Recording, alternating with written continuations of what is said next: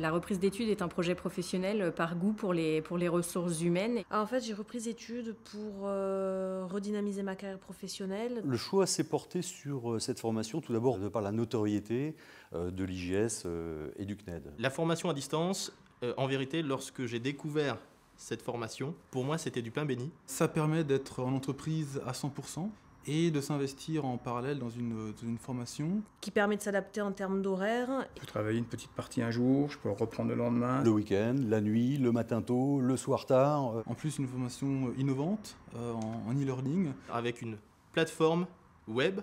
Pour moi, le rôle des tuteurs ce sont des rôles de coach. Parce que c'est lui qui mène la cohésion sur le module. Il est possible de communiquer avec lui tous les jours, de laisser des messages, voire de chatter.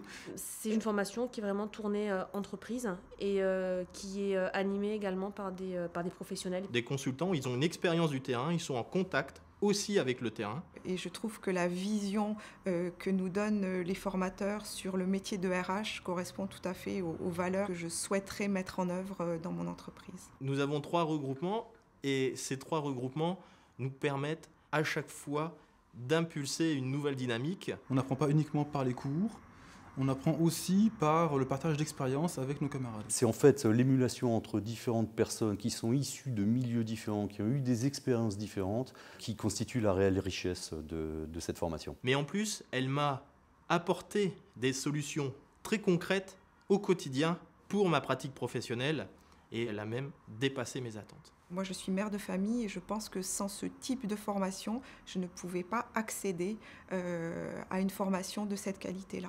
Si moi je peux le faire, je pense que d'autres personnes peuvent le faire.